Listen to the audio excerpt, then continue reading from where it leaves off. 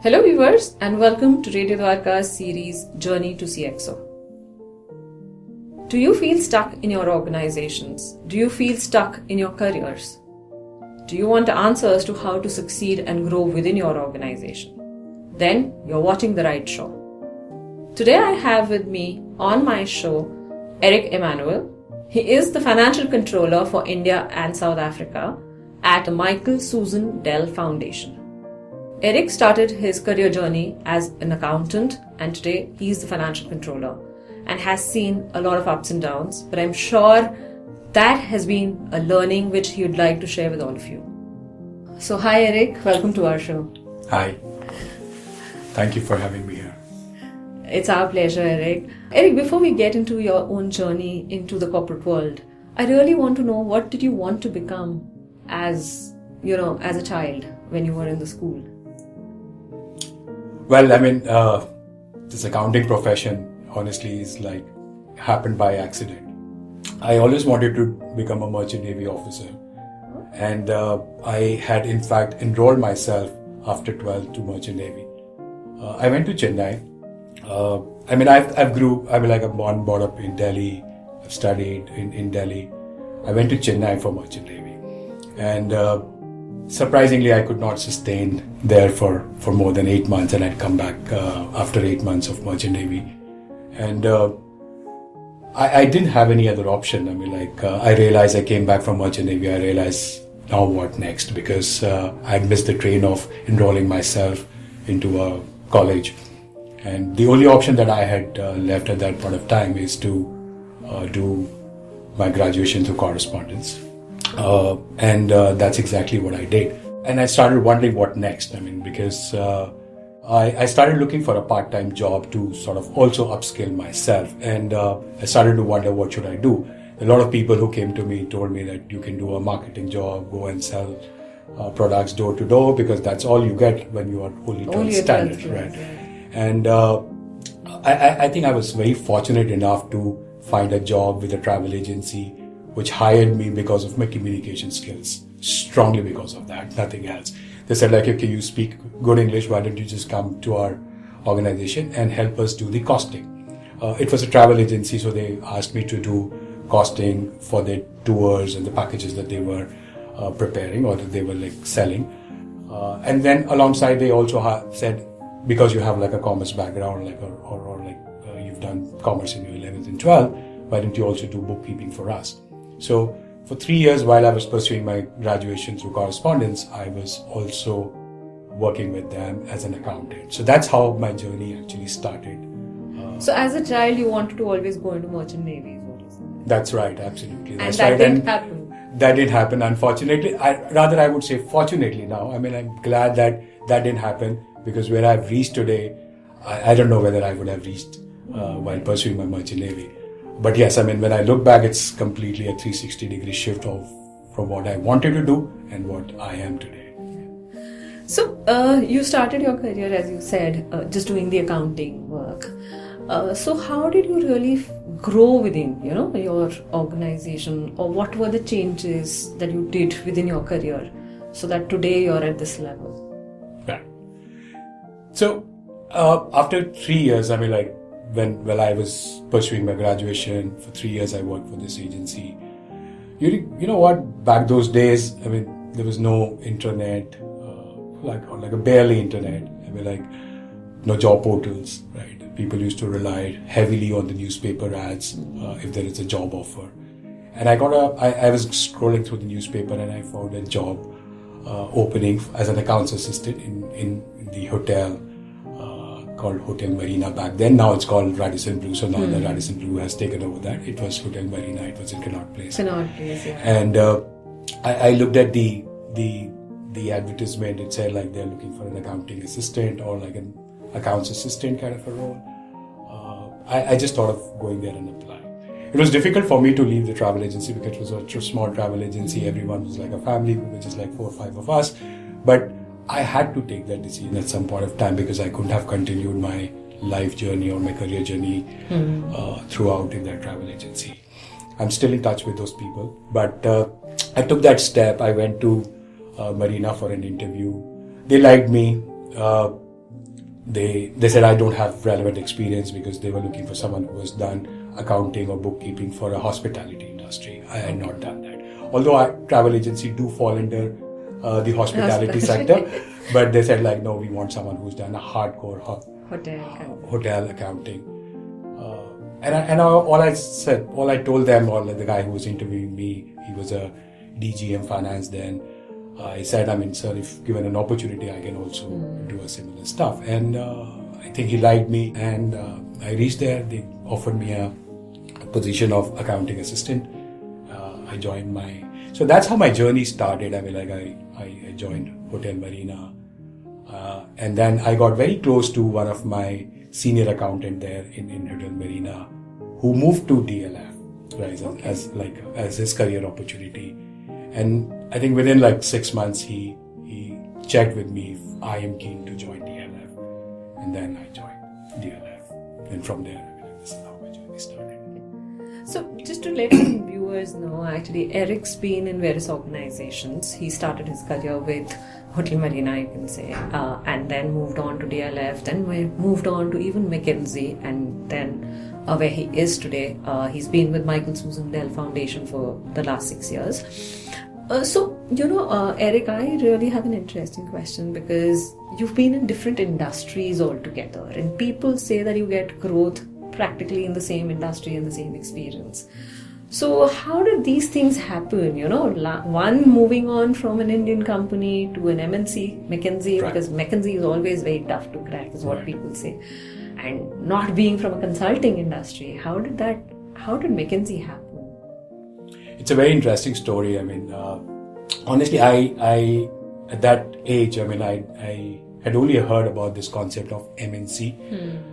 Honestly, if you ask me, I didn't even know what is the full form of MNC at that point of time. At least today I know.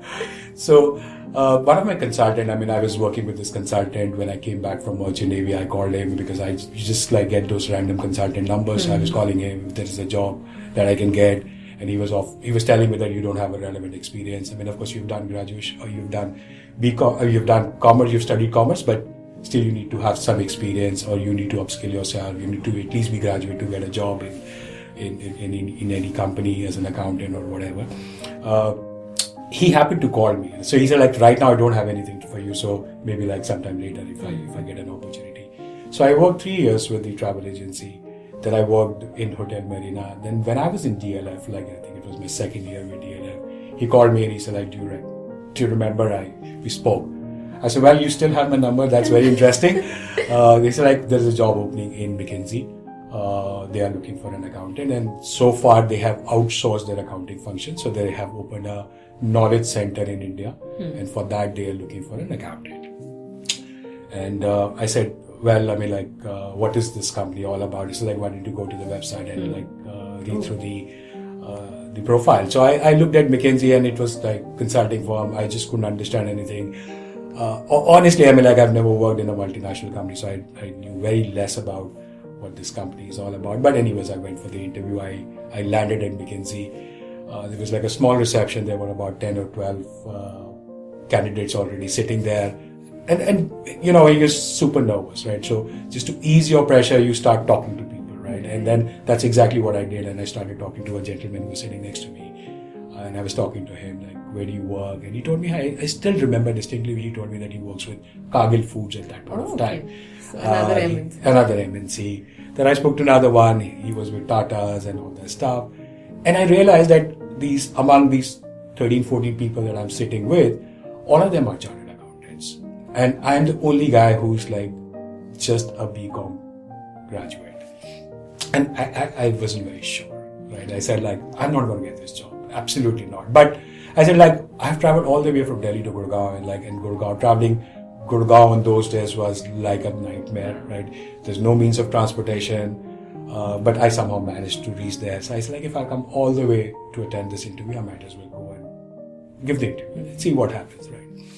And I went inside. I mean, like, it went very well. I mean, it took me about 7-8 months to get through McKinsey, because they have a very long interview process. Like, some 7-8 people interviewed me for about 7-8 months, and it started somewhere around August, September, and then finally I got an offer in February, right? And I joined McKinsey in February 2001. Super happy. I mean, I think when these guys were like interviewing me, I used to call them and like check. I mean, like what's really happening. I mean, like is it moving? Because 7 months is like a long time. Absolutely.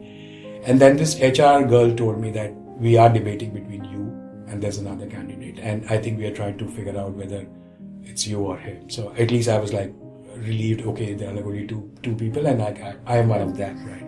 And finally, I joined McKinsey, and I just asked my head of finance at that point of time that what took you so long to like hire me, and the answer that I got was like, so the other guy that we had shortlisted and along with you was a chartered accountant, and we were like sort of debating whether we need a chartered accountant for this role or we need someone who's like fresher, who we can mold into a different person altogether, and this is how it happened.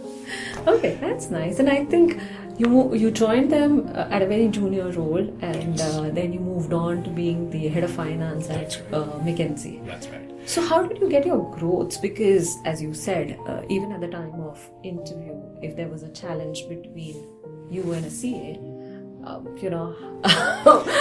I'm sure you faced those challenges even later. So how did you manage to grow within the organization? So I was the first person to get hired in the accounting team. I mean, like, of course, there was director of finance or like head of finance, and I was the first person to be part of the finance team, and a non-CA, right? When I joined, I mean, McKinsey was the knowledge center was about 65 people, and it grew to 1,500 when I left that organization, right? And as the organization was growing, we started hiring people, right? I think one thing that I strongly believed is believed in myself, right? And I always, I mean, even today, I am a firm believer that what's important is that what you bring on the table, right? What is that value add that you do to any organization, to any relation, to any association for that matter. And I think that kept me going because one, I always had this on my background that I'm a non-CA, right? I have to really work hard more than any other person, right? See, when you go for an interview, right, or when you have like a bunch of 100 people in a group, and 10 of them are chartered accountants and 90 of them are non-chartered accountants, right? Your competition automatically increases, right? You're not definitely competing with those 10 chartered accountants, right? Because they have really worked hard to be there, right? And your struggle increases a lot that now you have like 90 people to compete, right? And that was the determination I always had. I said like, well, I mean, one, I don't have a degree. One, of course, I'm like a BCom graduate. I don't have a chartered accounting degree. I'm not a chartered accountant. So I have to bring more on the table, right? How differently I can do things. What is it that I can do different? And I never missed an opportunity to take on more responsibility, more job, right? So as we grew as an organization, as we grew as a department, we started hiring people. In fact, at one point of time, we also had like about 3 or 4 chartered accountants working in the team, right? Under you. And under me, right? And then they were sort of reporting into me. I mean, like McKinsey was like a flat organization. We don't say like someone's reporting, but yes, of course, I was the team lead, and like this team, people were like part of my team, and but it was always a constant thing for me to upskill myself, to sort of read about a lot of things before going for a presentation, before going for a meeting. If there's something which is new, which has come up, budget has announced something, I would be the first one to go and like start reading about it. So there was a constant thing that I kept doing, upskilling myself, because I knew, I mean, like finance and IT are like two areas. I mean, there would be many more that you need to constantly upskill yourself, and that's how it all happened. McKinsey is like consulting, hardcore, tough time kind of an organization. That's what is portrayed. And while Michael Susan Dell Foundation, more on the social sector, very different. So how did that change happen? Again, how did you get this opportunity, or how did you grab this opportunity? Right. So yeah, I mean, in McKinsey, I mean, like after 17 years, I was, when I left McKinsey, I was leading the finance team. I mean, there were about 20 odd people part of my team, and 10-12 of them are like hardcore accountants, and like 8 or 10 of them were part of the global reporting team. So my role was like really big, and all I was doing is like top line and bottom line, day in, day out, right? I was dealing with partners. I mean, like, there is a WIP overrun, there is like a extra charge coming in their project, so on and so forth, because consulting is like a very a different animal altogether. I mean, like, everyone's concerned about overruns, everyone's concerned about overbilling or like underbilling, overcharging, and so on and so forth. I think at one point of time I started to realize that maybe I want to do something different, and I'm sort of a guy who always wants to challenge the status quo. And at that point of time, it became a status quo for me. Every day I was entering the office, managing the partners, managing their accounts, coming back home, eating my food and sleep, and like that was a routine. Fortunately to me, I mean, to my good luck, there was one of the ex-McKinsey partner we had invited who was heading the Michael and Susan Dell Foundation. He was a managing director of the Michael and Susan Dell Foundation, and we had invited him for one of the McKinsey events. The event is called like the Values Day that we hold every year. So he came as a speaker. He started talking about the Michael and Susan Dell Foundation, what does the foundation do, and how he moved as a partner from McKinsey to the Dell Foundation. Okay. I really liked, and I was really inspired by the idea of philanthropy. And until then, I mean, like, I had never thought about philanthropy. Could also be a career, or you can even work in a not-for-profit organization, because the general impression about not-for-profit organization is like you carry your jhola, you go to slum, you go to communities and just do a foundation work, right? Or to do the social work. So I just took about 2 minutes to just go and introduce myself to this partner. I said, like, I've been here for 17 years and I'm really inspired by what you just mentioned, and if there's ever an opportunity in your organization, would you consider me? I mean, I would like to be part of a not-for-profit organization. He asked me a similar question that what you were asking, is like, why foundation? So I told him, like, I think I've done enough of like top line, bottom line, and I always love to challenge myself, and I don't want the status quo I mean, I would not say my career is stagnated. In 17 years, from India role to a global role to an Asia Pacific role. I mean, I'd managed like so many different hats, like I've worn so many different hats. He said, it's not that my career has stagnated, but I want to do something different that I have never done. He said, like, right now we're not looking for anyone, but if in future, if we ever look for someone, I'll definitely reach out to you. And this conversation happened, and like he went home, I went home. I mean, like, we all forgot at least I forgot about it. And then one day, I mean, I just realized I had just like free time. I was looking at their website, and I realized that they are looking for an accountant. I mean, like, there is an opening, there is an opportunity for a finance manager, and not a head of finance. I mean, they're looking for an accounting manager with the Dell Foundation. So I called him because I had taken his number. I reached out to him. He said, yeah, Eric, we're looking for an accounting manager. We're not looking for a controller. And what I understand, like, you are heading the department, so how easy and difficult it would be for you. I said, the role doesn't really matter. I mean, like what title, what position that you give. Can you explain me the role? I mean, like, what profile. Really the role is, what really the profile is. And if it's any interesting, I would not bother myself to be a accounting manager or to be called accounting manager all over again. I mean, although like I was accounting manager 10 years back. But then he explained me the role. I liked it. I said, like, can I come across and meet you? He said, why don't I put you to the HR? And then this is how it happened. I mean, like, they started interviewing me, and I think the similar question they had, like, everyone had the similar question, like, why from an accounting head you want to come as an accounting manager? I mean, like, why do you want to come from a for-profit to a not-for-profit entity? Right. But I said, like, I really like the job profile. I mean, I would not say I'm passionate about philanthropy, because I've never done it. I've only heard about it. But like, whatever role that you describe, I mean, it sounds interesting, and there's something new that I would be doing. And as a standard answer, that I want to challenge my status quo. So let me do that. And here I am. Oh wow, that's nice, because it's very difficult at times in your career to take a step back, or maybe called a lower designation, because in today's time what goes out is the designations, is the various other things. So that's nice. So Eric, it's been a good conversation, but I think one question's really troubling me, and I think that will really be a great message for even our viewers to understand. Because when I'm conversing with you, I'm sure there's something in your mind back end that you still feel that you were not a chartered accountant, right? But I'm sure you had that back in your mind, but that never stopped you to grow in your career.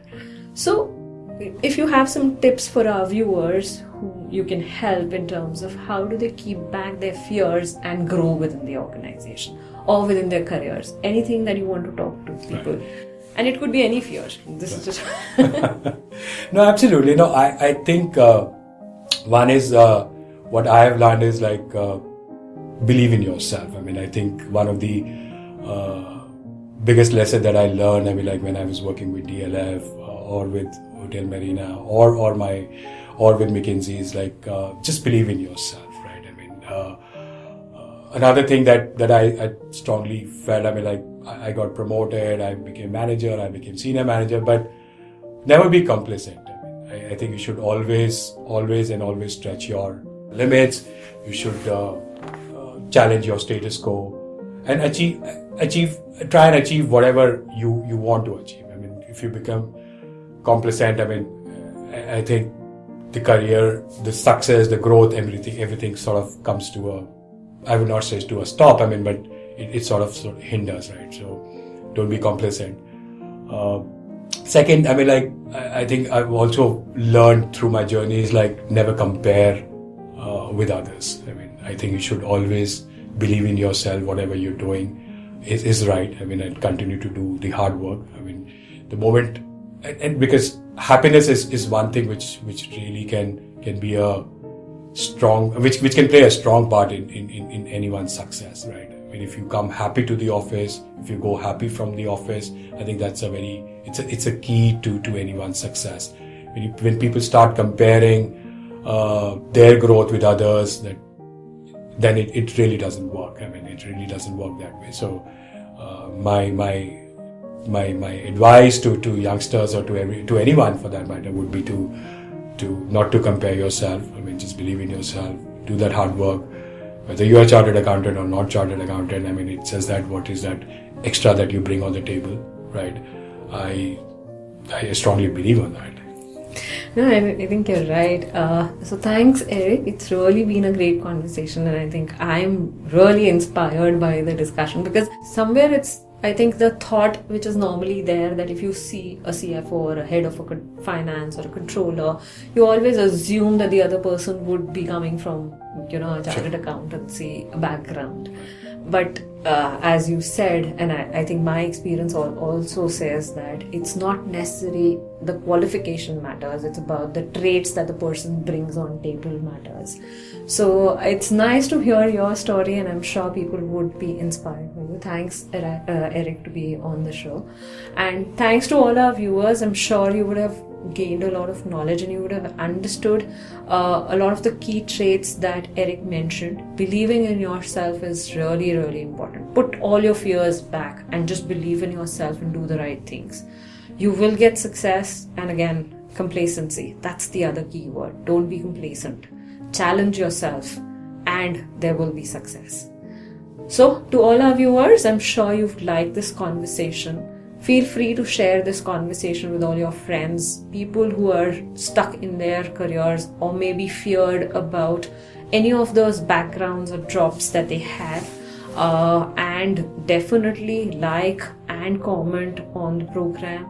And feel free to let us know anything that you have in mind, and we would love to cover that. And as always, stay connected with Radio Dwarka. If you're not a subscriber, definitely subscribe to the channel and get motivated and inspired by the programs that we bring to you. Thank you and stay connected.